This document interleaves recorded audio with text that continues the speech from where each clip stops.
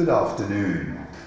My article over the weekend was titled "The Prime Minister of Ethiopia, Eliud Kipchoge, the World Bank's Africa Pulse Report, Ecclesiastes and Ozymandias."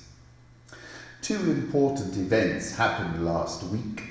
The Prime Minister of Ethiopia, Ahmed, was awarded the Nobel Peace Prize for 2019 by the Norwegian Nobel Committee, and indeed it was a well-deserved award. In July 2018, I wrote, "These 90 or so days represent the most consequential arrival of an African politician on the African stage since Mandela walked out of prison, blinking in the sunlight, and constructed his rainbow nation. And whilst he faces a fiendishly complicated task holding the country together, the Prime Minister, who has a singular self-belief in his destiny, is a virulent figure and a 21st century African leader, which is a scarce commodity. Whoever controls the territory possesses it. Possession of territory is not primarily about laws and contracts, but first and foremost a matter of movement and circulation. And I think Abiy has worked on that. Virilio calls it dromology. It's the speed with which he has moved, which has changed the landscape. Staying with the theme of speed, our very own philosopher runner Eliud Kipchoge claimed the first sub-2-hour marathon with a time of 1 hour, 59 minutes and 40 seconds. Mr. Kipchoge has said, "I don't know where the limits are, but I would like to go there." Eliud went to Vienna to run his race and under the auspices of the Ineos Challenge, which is a message of its own, but is not the subject of this article. Both these feel-good events were iconic and totemic. Staying with the theme of speed and the pulse, the World Bank released its Africa Pulse Report number 20, which gives us deep dive insights into the pulse of this vast continent of ours, and below are some bullet points.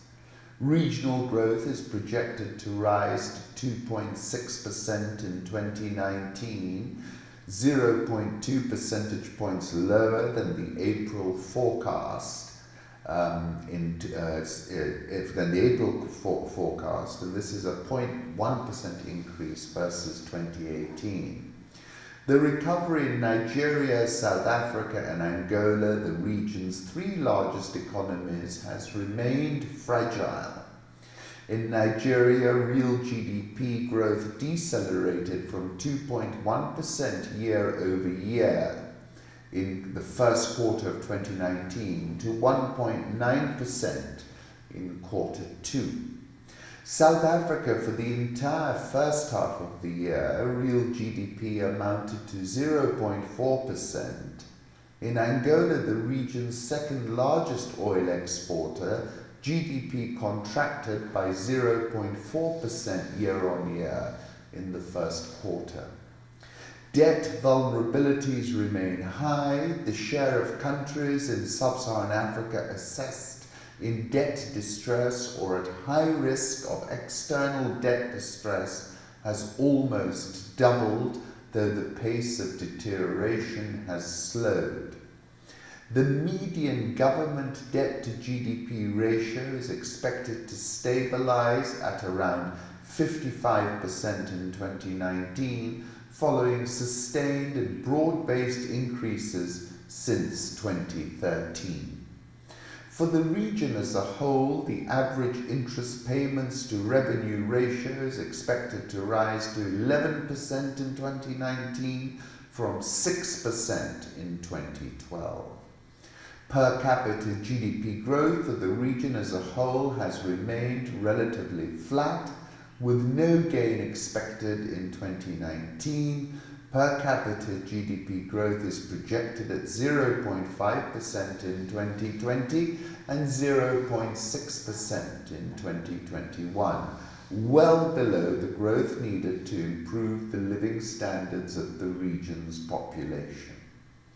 The downward forecast revision for 2019 mostly reflects temporary drags from stressed economies, including Mozambique, Sudan, Zimbabwe, but slowdowns are also seen in Kenya due to sluggish agricultural exports. Africa's total fertility rate of 4.8 births per woman remains high, and even higher for poor women. Charlie Robertson, who's the chief economist of Renaissance Capital, has pronounced that South Africa is heading for a junk downgrade. A meme flying around on social media is that there is a new sex position called the Ramaphosa, get on top and do nothing. You will agree that the overall picture is not very pretty. The canary in the coal mine is Zambia.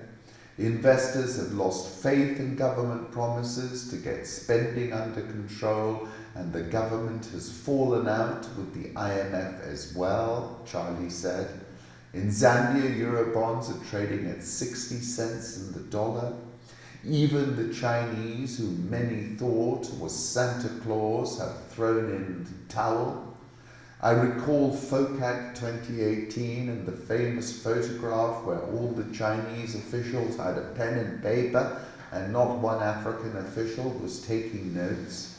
Had they been taking notes, they would have heard Xi Jinping specifically speak of the end of vanity, which I characterized at the time as a substantive linguistic recasting of China-Africa by Xi Jinping.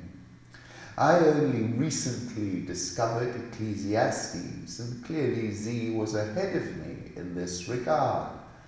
Vanity of vanity, says the preacher, vanity of vanities, all is vanity. There is no remembrance of former things, nor will there be any remembrance of later things yet to be among those who come after.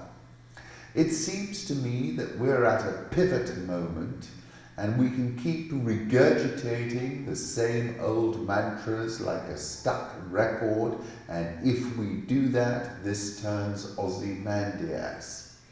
My name is Ozymandias, King of Kings. Look on my works, ye mighty, and despair. Nothing beside remains round the decay of that colossal wreck, boundless and bare, the lone and level sands stretch far away. Congratulations, Eliud, 1 hour, 59 and 40 seconds. This is the INEOS challenge, no human is limited. There's a link to the Mind Speech session where we hosted Eliud, and he really is a philosopher runner. And what struck me most of all was a comment he made. He said, you know, Ali Khan, I've won the race before I've started. And I thought to myself, that's powerful, isn't it? To be in such a position. I don't know where the limits are, but I would like to go there, and he certainly did this weekend. History was made in the last few days, and it feels unreal witnessing it. Congratulations, Ethiopian Prime Minister Abiy on winning the Nobel Peace Prize. These photographs are from Aaron Simone, and rather good they are too. I wrote, obviously this weekend about it, but previously on the 2nd of July 2018, when I said he's a Virillian and Gladwellian figure, and said that, you know, in matters language and linguistics, he has tapped into a Nelson Mandela 1994 mood, and that these 90 or so days represent the most consequential arrival of an African politician on the African stage since Mandela walked out of prison, and I stand by that.